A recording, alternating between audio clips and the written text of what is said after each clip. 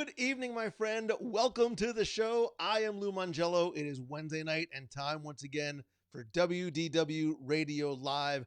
Thank you so very much for being here. Whether you're watching live or on the replay, I sincerely appreciate you sharing your most valuable commodity, which is your time with me, with us, as part of the WDW Radio community. Again, if you're watching live, sit back, relax, do me a favor, tag and invite a friend. And if you are watching on the replay, don't forget to turn on notifications in the clubhouse and on the WW Radio page so you don't miss a thing, not just every Wednesday at 7:30, but as I am live from the parks where I was planning on being tonight, and then Disney Genie happened. So we will skip the easy joke about what we're going to talk about tonight because I did decide to pivot last minute because certainly there's a lot to digest. There's a lot to talk about. And as the internet is wont to do, it is a dumpster fire, to say the least.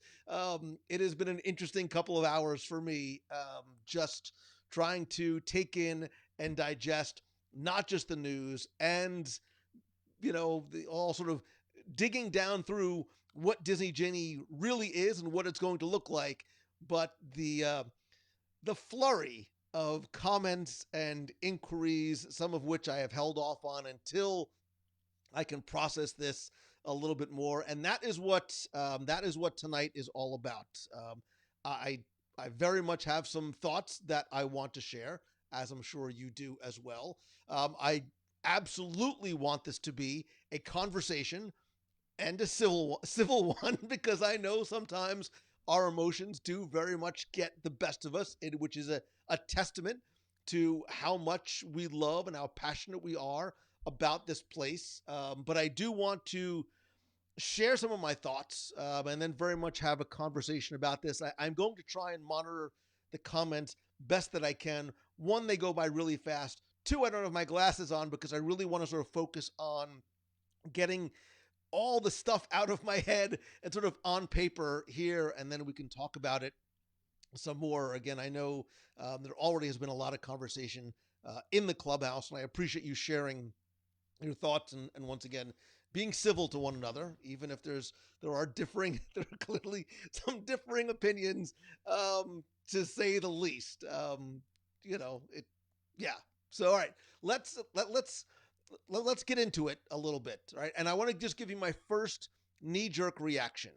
And as I am wont to do with a lot of things, and this is not just about Disney, I very much take a wait and see approach, right? We have what is relatively surface level news about something that is, I don't want to say radically different, because I think this is more like something we've seen before than people might realize, but we do have sort of surface level news about something that we have not seen, we have not touched, I have not put my hands on.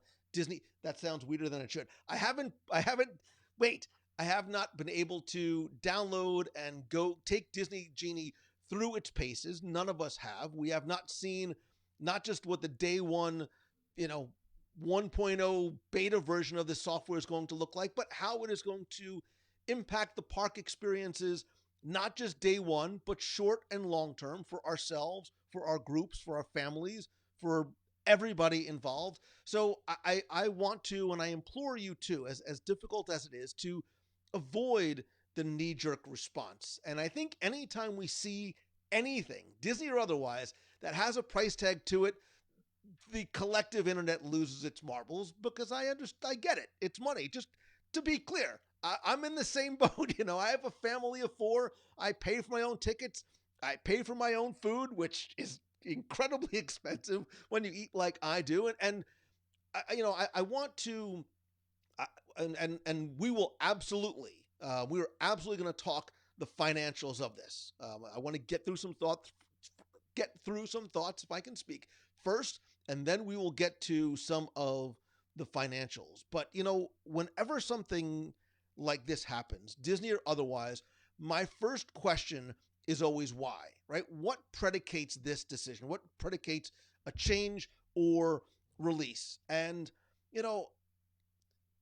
this might come as a surprise, and this is not me just sort of waving the Disney flag hard, which admittedly that I do. But this is a data driven decision, right? This is a guest satisfier decision. And hear me out, because I have friends on the other side, meaning I have friends on the data side who have over time expressed to me, not today, not specifically about this, but over time expressed to me, what do you think is one of the highest guest complaints in all the Disney parks? You're right. It's wait times.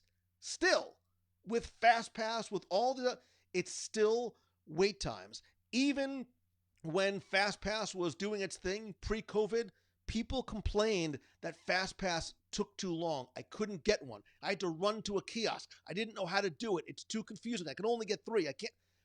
You don't want to know what is a guest satisfier in a huge way? Max Pass. Max Pass in Disneyland. What we are seeing with Disney Genie is not anything new. It is very much akin and sort of a next level of Max Pass in Disneyland. And if you are a Walt Disney World, if you call it home and you're not familiar, it is very much a paid system. I don't want to call it paid Fast Pass because we'll get to why that I think is very much a misnomer.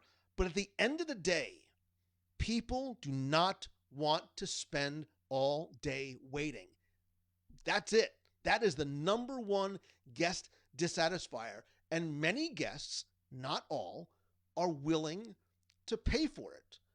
And like Max Pass, like Disney Genie, not everyone is going to or is going to be expected to use it, right? And if you have been part of the community or been following along for years, we have talked about, because this has come up more than once, and we have in live shows, and I literally tried to go back and find it, and unfortunately there's no way for me to index these. We've talked about sort of just brainstorming, and I've done would you rathers and questions saying things like, would you pay, or what would you pay for a fast, and we had this conversation a few months ago, what would you pay for a fast pass that would get you on rides faster, or even if you could reserve time at an attraction? The numbers were all over the place, including a lot of, I'd spend $50 a day. And I'm not making that up. It is very unscientific, right? Polling. But those are sort of the things we hear until it comes to pass at $15 a day, right? Which I understand, because now you start doing the math and we understand what this really does look like. What I think people are forgetting, because we get so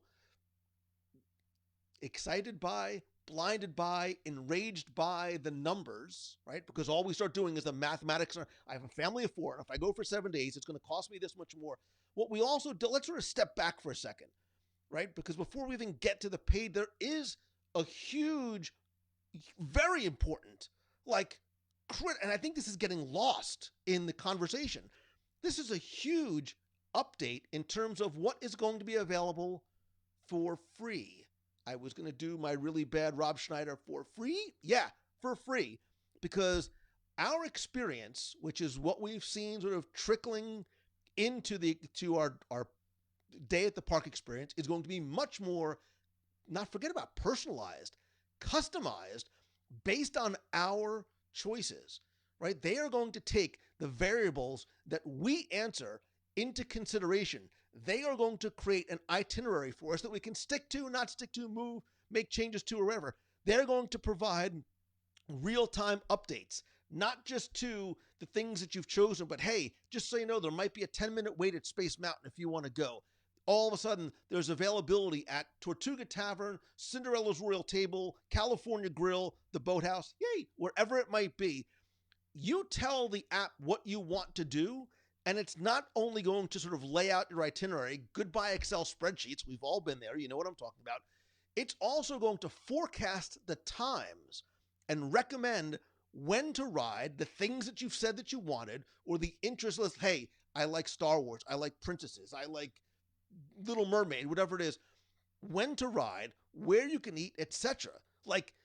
Imagine having a VIP guide saying, hey, not only do I know what the park looks like now, but based on not just your selections, but other selections. Look, Disney is a data collection company. The amount of data they collect on a day-to-day, minute-to-minute, hour-by-hour basis is mind-boggling.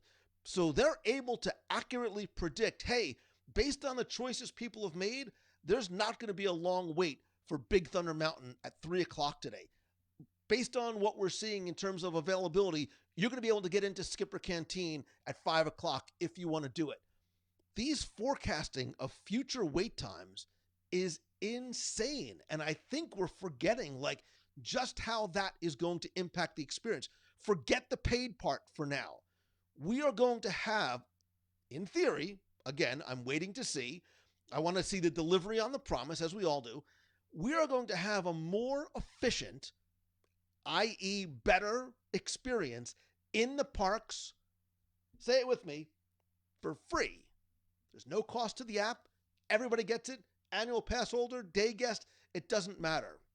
It's also going to be able to show you, hey, you said you want Skipper Canteen. It's not available.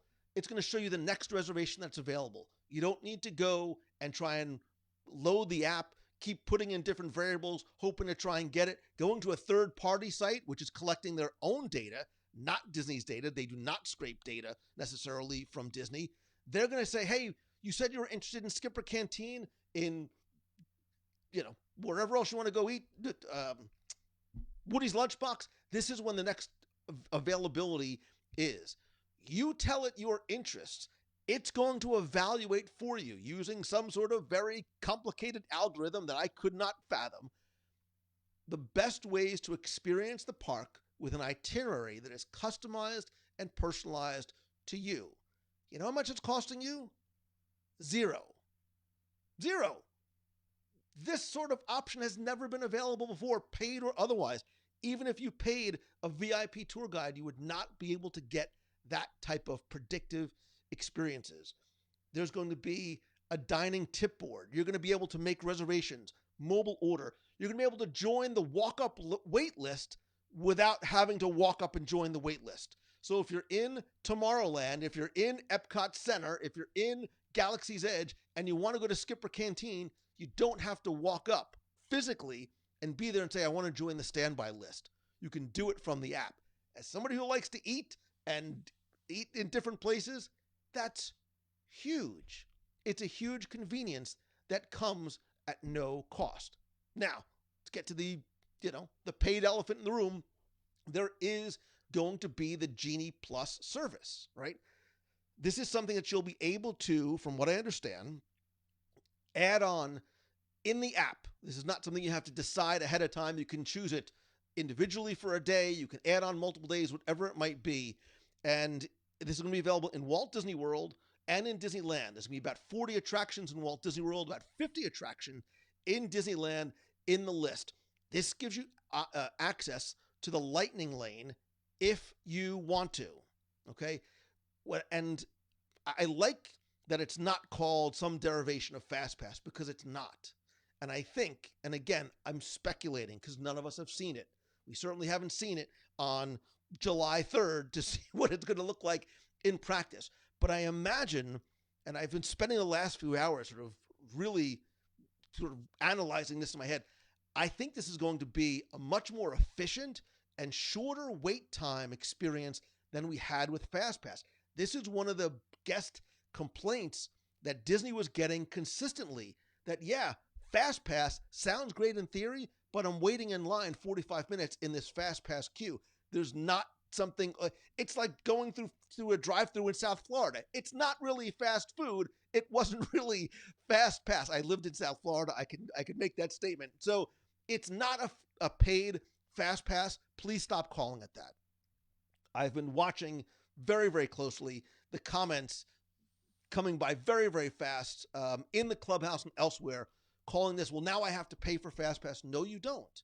It's something, in my opinion, this is something different that you now no longer need to choose 6 months in advance. And I like that too. And again, I speak not necessarily for myself, because clearly I'm local and my experience is slightly different. But, in the past, the spontaneity of going to Disney World, especially, had disappeared, because not only did you have to know what park you were going to go to, what time you're going to eat, what you wanted to eat, but what FastPass you wanted when.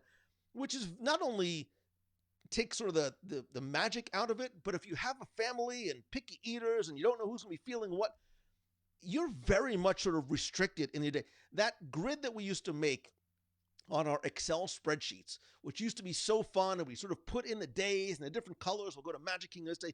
All of a sudden became, well, it's going to be Magic Kingdom at 8. We've got to be at Crystal Palace at 9, which means to run to Space Mountain because of a Fast Pass at 10. It took a little bit of the enjoyment of just spending the day in the parks out. You now don't have to necessarily do that, right? What you do for your $15 to $20 per day is you're able to sort of purchase this access to these attractions, being able to choose what time you want to go and when, the day of, right? Which is what I like. And we'll get to exactly how it's going to look. There are also going to be other options. We have not seen details as yet.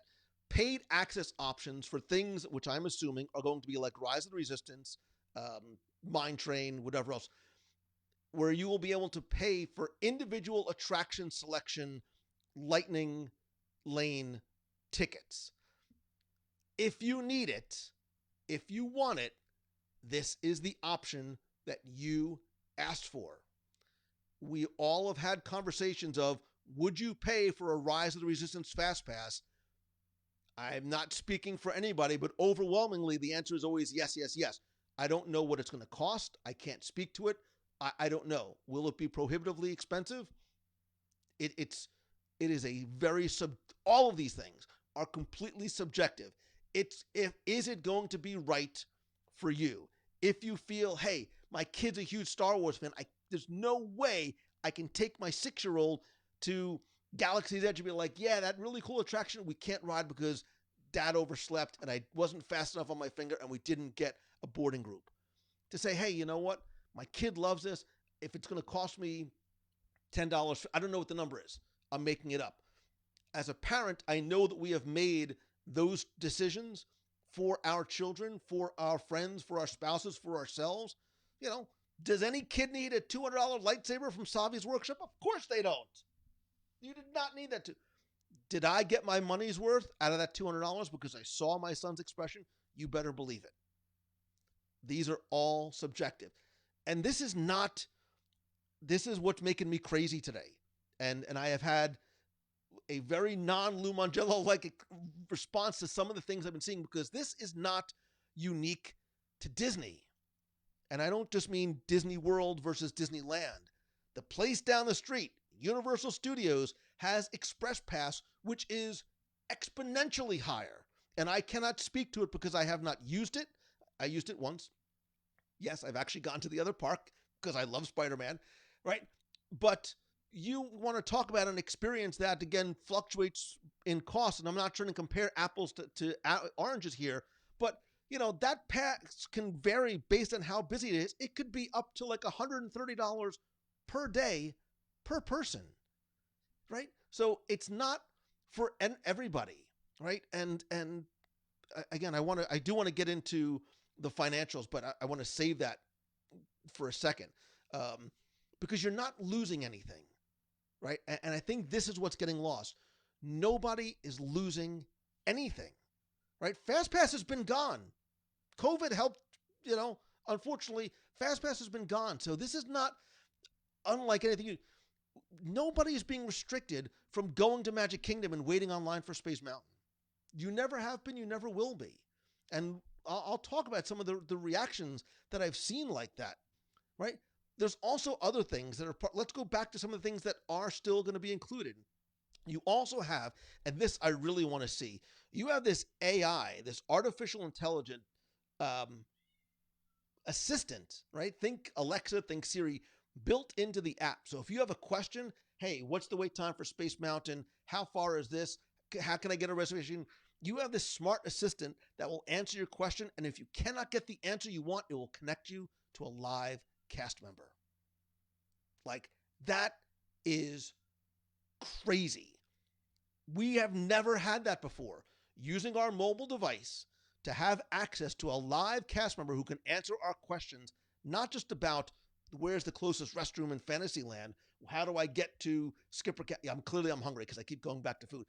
You have access to somebody who's going to be able to get answers. If they don't have it, they will get it to all of your questions. In Walt Disney World, there's going to be these AR, augmented reality lenses in terms of the pictures you're going to be able to take, selfies, as well as I'm imagining being able to interact with your environment in this very cool way. Access to different photo pass features in Disneyland. Also, something that very much piqued my interest are these immersive audio experiences, which sounds a lot to me like audio tours of Walt Disney World, which, by the way, are still to get them while they're hot. They're still just $10 at www.radio.com, but you're going to have these immersive audio experiences. And I'm quoting, which are they going to be? These guided tours on the app? Are they going to be bits of trivia? Is it going to be stories told by Imagineers? Are musicians going to talk? Who knows what it's going to be? I love that. Right? I love the fact that this device, this portal, is giving us access to these deeper, richer, fuller experiences that are accessible to anybody. You don't need to pay a very, very high cost to have a VIP tour guide take you through it, because you're going to have similar experiences that are going to be literally accessible to everybody on the mobile device. Now, I tried to also dig a little bit deeper in terms of what the logistics are going to be like. So my understanding in Walt Disney World, at 7 a.m., you can get your first Genie Plus experience. And then once the park opens, you can buy your Lightning Lane experiences. In Disneyland, you have to be in the park in order to start making that. Again, that's not a bad thing, because I think part of what people have wanted to do is not have to worry about figuring these plans out 6, 5, 4, 2 months in advance. You are getting to make your plans your day of your visit. That has been based on feedback that Disney has gotten. I've spoken to a number of people who obviously need to remain nameless over the years. People, and I'm sure all of us have felt this, like, how in 6 months am I supposed to figure out where I want to eat, what time, what day, and when? That's not just the way I do things. Like, I like the impulse of saying, I feel like Chinese food, I feel like Japanese food, I feel like Boathouse, or I feel like Boathouse. That's normal. That's a typical day for me. That's sort of the way my brain works. Now, there's also other benefits if you stay on site, right? And then this is something that I was figuring out later on. If you stay on site and you have a valid park reservation, you're going to be able to book your first Lightning Lane attraction starting 7 o'clock day of. Everybody else, so I want to clarify, everybody else has to wait until they get into the park, which I like. Something else that I believe is really important to mention, and I want to pull up the screen so I make sure I speak about this appropriately, is the DAS pass. And let me just get to that screen. Whoops, not that one. That one. There you go. This is, oops. So they get to the DAS pass. That's not it. Let me switch. There you go. So this gives a little bit more detail about the ability to make DAS selections before you get to the parks, which I know for a lot of people was very much a guest dissatisfier. You're able to not only do things in person, but you can plan virtually with a cast member in advance of your park visit, which, like I said, I know was for a lot of people something that was very, very much requested. And what I've been hearing from people throughout the day today is very much something that they are excited about. You could now enroll before you arrive and select attractions directly from the app. So you can do it in the app beforehand, or you can do it when you get to Walt Disney World, which, from a couple of people that I spoke to today, one of the reasons why this is such a big deal is it's now easier for those guests that have a DAS member in their party, easier to schedule them in the app rather than having to send somebody from their party to the front of whatever attraction it might be, leave the group and sort of disrupt. So again, the overall experience is meant to be improved for everybody. And I'm very curious, especially those of you who have DAS passes or use that experience, what this is going to be like when the Genie service rolls out. But I think overall, right, and sort of if we want to sort of step back and look at this from a 30,000-foot view, I think the ability to better navigate the parks, which is what this is doing by giving you scheduled wait times, letting you know via push notification what is available when, helping you sort of personalize the experience, is going to help you reduce your wait times, whether or not you do the Genie Plus experience. I believe overall, and my hope is that overall, wait times will be reduced because of the way this is going to make our time in the parks more efficient and more effective. Now, I am not going to avoid the, very large, very pricey elephant in the room. Let me start off by saying this. This is probably not going to come as a shock to you. The Disney Corporation is in the business of not making money. They're in the business of making a lot of money. It is what it is. That is just black and white. Like, it is a corporation with shareholders and responsibilities, and that is what they're in the business of. However, this does not start.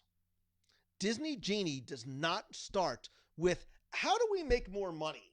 What could we do to make a couple of more dollars a day from every single guest? It starts with, how do we improve the guest experience? As with everything Disney does, how do we make guests have a better experience? That comes at a cost. It comes at a cost. If you are a business owner, I don't care if you're a small business owner, you own a restaurant, a beauty salon, you're a solopreneur, or you run a SMB, whatever it might be. Everything, if you remember from Once Upon a Time, everything comes at a price, dearie, right? And what Disney Genie is efficiency and convenience. At the end of the day, that's what it is. If you don't think that comes at a price, I want you to order something on DoorDash tonight and then compare it to what it would cost you if you went to the restaurant and bought it yourself, because convenience comes at a price. Disney does not sit there and go, how are we going to make an extra $15 per person? They say, how are we going to continue to improve the guest experience so that these guests continue to come back, stay longer, and continue to come back from the rest of their lives? They don't want you for one visit. They want you for the rest of your life, which is what, we all moved here. Like, that's what they have, right? They are not trying to see, and this is part of what takes a lot to get me. It's what gets me frustrated when I read this online. Disney's nickel and diming. All they care about is making money. Everything is money driven. I don't believe that's it. I don't believe Disney's motivation is, how do we make $15 on this guest at whatever cost that is going to be, right? You think Disney wasn't like, saying their prayers before they hit the publish button on that blog post today? They knew what the response was going to be, but they also know that once this initial fervor dies down and they see what a better experience, I think in theory, as a business owner, these are the way that you make decisions, right? Disney does it, Apple does it, everybody does it, right? And this convenience that I'm talking about is not unique to Disney. We experience it every single day. I just came back from California a few weeks ago, not just in Disney, but we spent a couple of days in LA and in Hollywood. Every single place there, everywhere we go, charges for a convenience experience, without question, right? We went to a botanical garden. There was a basic cost to enter. Well, you want to do this? Well, it's going to cost you this. You want this type of experience? It's going to cost you this. And there were 17 layers of add-ons. You could choose to do them. You could choose not to do them. You have to weigh all those options based on the kind of experience, the efficiency of time, whatever it might, your interest level, whatever it might be. Every tour, every studio, every attraction we went to had an available extra option at extra cost. You go to Giant Stadium, Yankee Stadium, everybody has a seat. Everybody's got a seat. Everybody gets to watch that game. That doesn't mean everybody has club level. It doesn't mean everybody has concierge level access. It also doesn't mean that those things shouldn't be available. And it also doesn't mean that if you can't do it or you can't afford it, which I cannot, that the answer is, well, I'm just not going to a game again. Which is frustrating because it doesn't impact me at all, other than I don't want people to feel that way. I'm frustrated because I hate to see people get so mad that the initial knee-jerk reaction, and I've seen it dozens of times today. Oh, I'm never going. They just lost me. I'm never going back again. I'm going to cancel my trip. Who are you hurting? Who are you hurting by doing that? Nothing has changed today. You going to the parks tomorrow is going to be no different than it was 5 hours ago before this came out, right? The experience is not changing. Nothing is being taken away. If you don't do it, you don't miss anything other than the convenience and the time that you get by doing the Genie Plus. And, people say that all the time, and there's this feeling that, well, I want everything available to everybody regardless of budget. And that sounds good in theory, but it doesn't work, right? Because think about pre-COVID, what were the common complaints that we were seeing? And we're starting to see again. It's overcrowded. There's long waits. This is how you make for a more efficient and hopefully better experience. Remember, too, everything is written in Jello, meaning this is something that when it's executed, do you think Disney is not going to test and adjust as needed? But when those lines were really long and we were waiting and we were frustrated and would leave the park sometimes, we did miss out on things. We did have a diminished experience, right? That is what they are trying to, hopefully, and I say this with fingers crossed, that is what Disney Genie is designed to obviate. And I will go back to what I said at the beginning. I cannot judge it because I haven't seen it. I haven't put my hands on it. I haven't seen it in execution. I have not been able to watch and monitor for a week, a day, a month, a year, for an entire year, which with varying seasons and holidays, just how this is going to play out. That being said, I have spent a lot of time today, and I am not the Michael Jackson meme where I'm sitting there eating popcorn. I'm just here for the comments. I watch because I want to have an idea of how people are feeling, and I get it. Like, I understand the knee-jerk reaction. Again, I have a family of 4. I pay for it. Like, I get it, right? This is not some. I'm not going to walk into the park and be like, family of 4, Genie Plus every day, 365. Make that. That's not going to happen for me, right? But we need to take a step back sometimes. And this is not a choose the good lecture, but you need to step back objectively and openly and look at things and say, why is this happening? And money grab is not necessarily the answer, because if they wanted to grab money, things would change on a much more grander, radical, and expensive scale. And that's not what's happening. Nothing is being taken away. They are giving you another option if you want it. Now, I spoke to Becky from MEI and Mousefan Travel, who, and I know she's been commenting here. I've seen her name go by. I want to help share some of our conversation. And because I think Becky also makes some really good points. And she is on a cruise right now in Alaska, so I can't bring her in. Basically, she said, look, the Genie is free.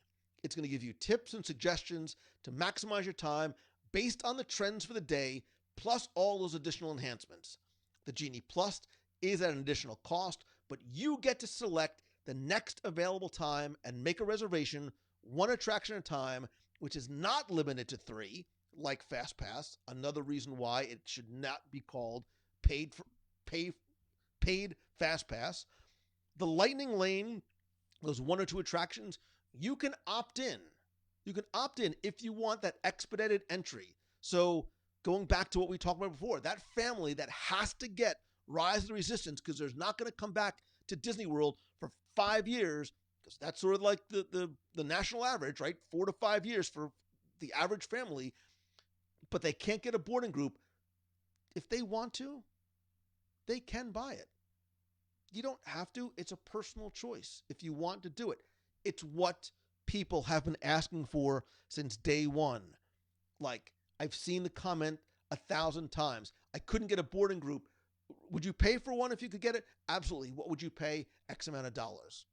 And I understand that number changes, and I understand everybody has budgetary concerns. Becky says, you can still enjoy the parks at no additional cost. Standby lines and virtual queues are not going anywhere. You are not required to purchase anything beyond a ticket. That's it. And if you go back and think back to 2017, 16, 17, when Disneyland rolled out Max Pass, people freaked the freak out. And then in a couple of weeks, they're like, wait a minute. Can somebody erase what I wrote? Because this is way better than Fast Pass. And it's not just been a fan favorite. It's a huge, the data shows it is a huge guest satisfier. Other comments, and I didn't pull names, so I'm sort of paraphrasing, say things like, ultimately, nobody's forcing you to buy into the program. Nobody's taking away anything that you used to get for free. It's an entirely different one and meets Disney's and guests' needs better. I see that a lot.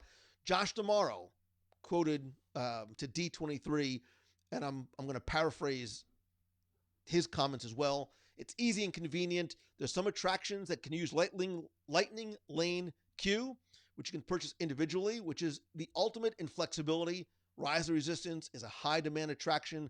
Guests show up, you can't get into the virtual queue. Rather than having somebody be disappointed, there's an option on top of the virtual queue if you decide. So you've got flexibility, optionality. Is that a word? Optionality? I guess so. Josh used it more.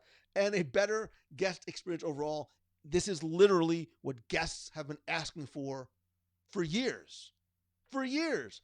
We've all been, go back to bulletin boards, message boards, internet, MySpace, whatever it was. The conversation was, have always been, would you pay for a fast pass? Would you pay for some type of a,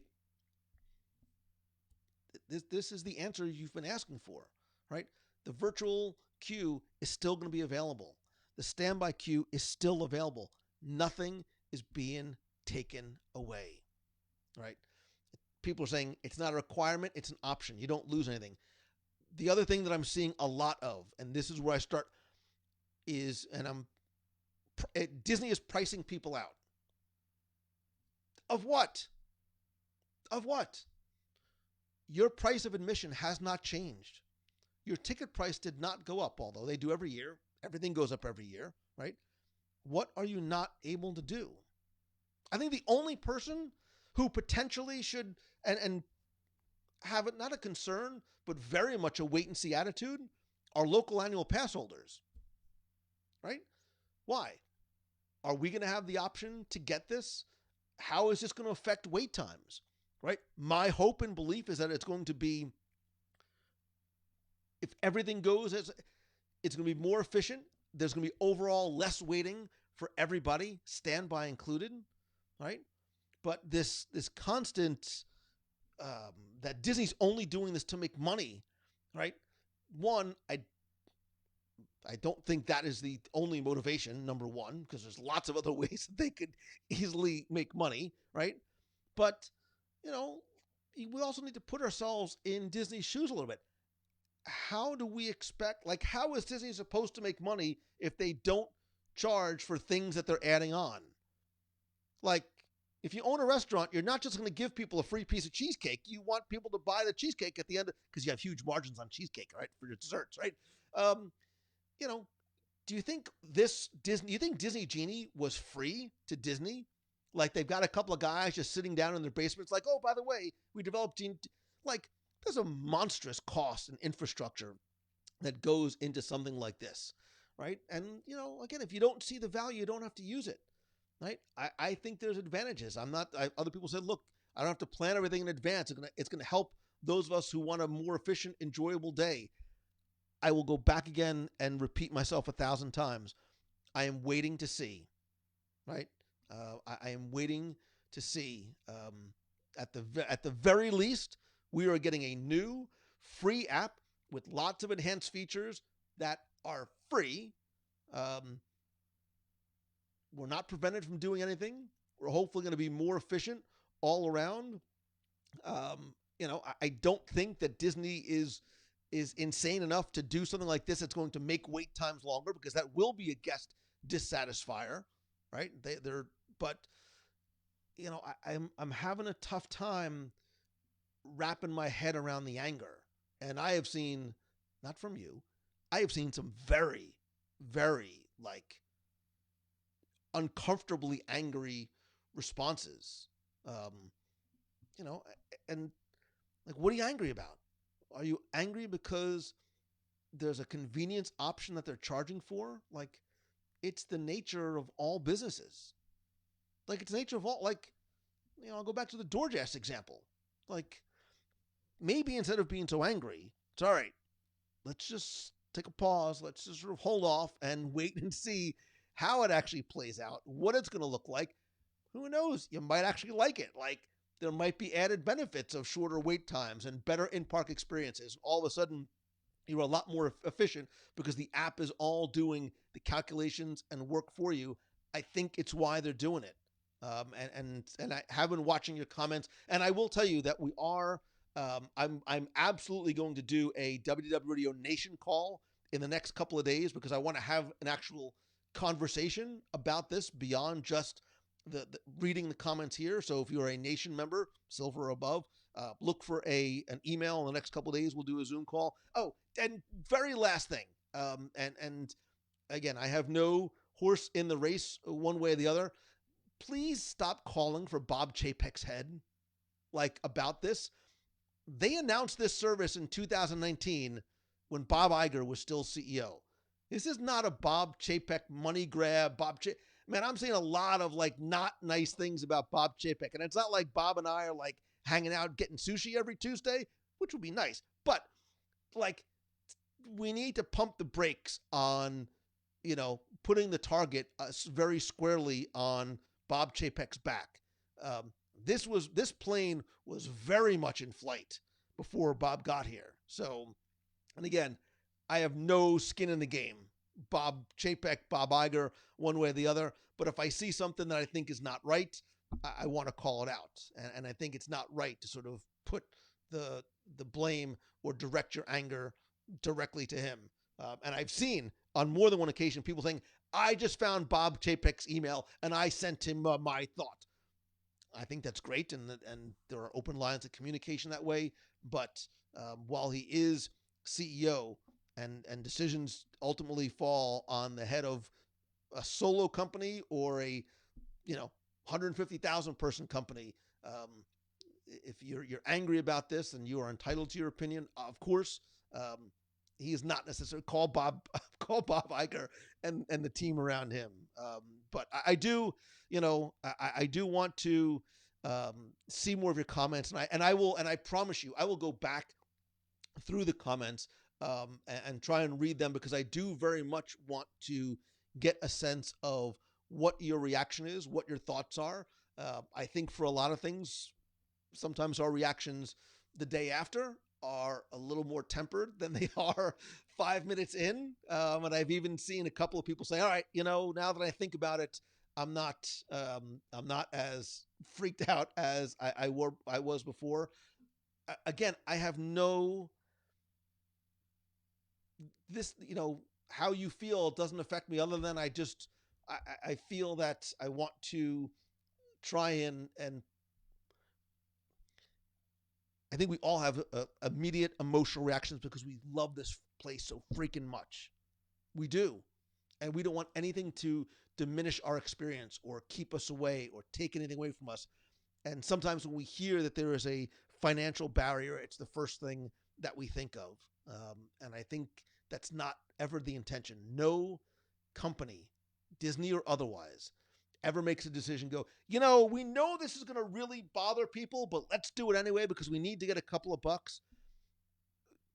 Disney's a very, very, very, very smart company. People way smarter than me are making decisions that are not for short term, not for short term financial gain, but for long term brand loyalty. And that's why Disney has the brand loyalty. That's why we love it the way that we do. That's why we are as passionate as we are about it. Again, I would only ask you to wait and see what this is going to be like, and then we determine. Then we convene again and say, hey, you know what? This is not what I expected. It's this, or I didn't realize it was going to do this. But I do, again, if you are a silver member of the nation, I'll look at my calendar tonight. And what's today? Wednesday?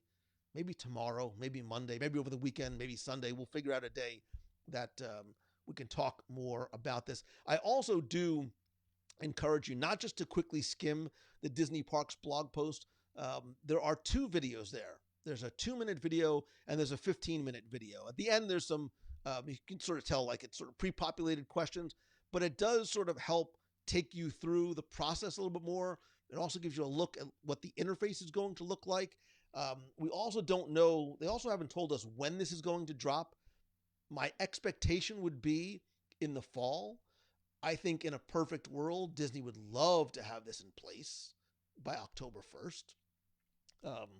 Whenever you deal with technology, the best laid plans of mice and men sometimes are beholding to the gremlins in the code. But I think that would be the ideal release. So that's where we are. Disney Genie, whatever your feelings might be, it is what is coming in the next stage of evolution of the Disney Parks experience, both here in World and in Disneyland. I am cautiously optimistic, as that's sort of how I am just in general. It's part of the whole, I'm going to do it right this time. Oh, it's part of the whole choose the good thing, right? I want to believe that this is done for a good reason and it's going to ultimately lead to a better experience. I'm not going to review it on day one the same way I will never, ever review a restaurant on day one. Not just because I've been in the restaurant business, but because I know that anytime you launch anything, a product, a website, an app, something on this scale, there's going to be hiccups, there's going to be bugs, there's going to be learning curves on both ends. It is why I am patient. It's why I'm understanding, not just with Disney, but in anything. So I will never review a restaurant day one. I'm not going to review Disney Genie day one. We're going to see how it plays out, and we're going to see what the experience is like. And I want to listen to you. I want to hear from you, your thoughts, whether you agree with me or you don't. Am I missing something completely? Wake me up and not before you go, but wake me up and tell me what I might be missing, what I might not be seeing, because I want to be completely objective as we roll this out and start to see what the new Disney Genie experience is going to be like, and hopefully improve on the experience that we already have. Becky says, breathe, do yoga, and have a glass of wine. I've only seen Becky do 2 out of those 3 things, and you could pretty much guess that the third one that she hasn't done is yoga. So, everything has had kinks and things that need to be worked out, and there's always going to be an adjustment period as well. If you have any questions about it that I can try and answer, or I will try and get answers for you, post them here in the comments, and I will pay close attention to those. As a software guy, what do I think Genie was written in? Lisp, C++, Fortran, probably Fortran, Apple Basic, just DOS. Just DOS 2.0 is probably the best way to do it. But look, this is a very, very, very complicated system that has been in development clearly for a few years. The infrastructure that has to go into place for something like this, from the predictive algorithms and the amount of data points that Disney has got to be collecting, is just insane. It's overwhelming. So I am curious to see how this is actually going to play out. While I am waiting for your comments, please don't forget, by the way, about next week. we are going to be, wait, where is it? Oh gosh, there it is. Next week, that's what I want to share. Becky and I, speaking of Becky, are going to be live from the Disney Dream Friday through Monday. Please make sure you turn on notifications. Also, I did post about this in the clubhouse. If you have any questions about the Dream, the experience, anything that you want to see, anything that you want to do, please post it there. We're obviously going to take questions live as we can while we're on board, but I also do want to be able to take a printout of those questions so I know exactly what it is that you want to see, what it is that you want to do, what might be different so that we don't potentially miss a thing. I have heard that there have been some internet issues from folks who've been on board. I will go live as long as I can go live. If not, I will share on my Instagram stories. So if you're not following me, please do. I'm Instagram.com/Lou Mongello. Any questions that I might have missed, I'll go back and see it. Ellen says, as a parent of a child with multiple disabilities, I'm so excited for the DAS changes. The spirit behind the changes is certainly not an extra dollar for Disney. It's purely guest satisfaction. Ellen, I agree with you 100%, as I really do believe all these decisions really are. They're guests. Look, if you satisfy your guest, your customer, your client, they will not only will they come back again and again. Look, it goes back to the Walt quote, but more importantly, they will tell their friends. Disney understands the importance. Walt Disney understood the importance of social media marketing back in the 40s and 50s, right? He understood that if people like something or dislike something, they are going to tell their friends. It is obviously on an exponentially grander scale now. Disney has not forgotten that. No company will forget that. So, keep that in mind. So, and I see a couple of questions coming in. Some of them I don't have the answers to. We don't have, not every jigsaw puzzle piece has been filled in as yet, including how it's going to work. Michael Tello, how it's going to work for annual pass holders, as I am a local annual pass holder. I don't know, and I'm certainly very, very curious. So thank you again for coming on, for taking a lot of time to listen to me go through my thoughts. I very much want to hear yours. Again, if you are part of the nation, I will schedule a call over the next couple of days. If you are not part of the nation, wait a second. If you're not part of the nation yet, you can be part of the nation by going to www.radionation.com. Again, you can see that there are levels that range from as little as $1 a month that do go up from there. But we will have we're going to do a live Zoom call over the next couple of days to really talk this out more, because I want to literally hear from you, certainly not just read your comments as well. Please also don't forget to be part of the community, be part of the conversation. Please help spread the word, because in addition to the live shows tonight, we obviously have the live the podcast. We've got the community, which of course you can find over at www.radio.com/community. If you are a member of the clubhouse, say it loud and proud. Let me know. And if you're not, please come, and because that's where really a lot of these conversations take place. And thank you again so very much for being here tonight, for being patient, for being understanding, for choosing the good. Man, one of these days I'm gonna point my finger up and I'm gonna get it actually right. And for being part of this remarkable community that you are. You have created a very special little corner of the internet that we like to call the WW Radio Clubhouse.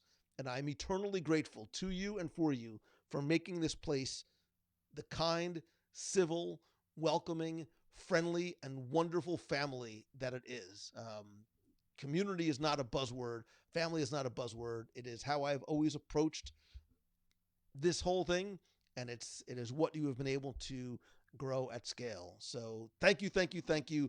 I love and appreciate you. If there's anything I can do for you, please, please, please let me know. By the way, I want to quickly thank once again the little intro medley that you heard on the way in and that you're hearing on the way out is from Dave Rashoni at djrmusic.com.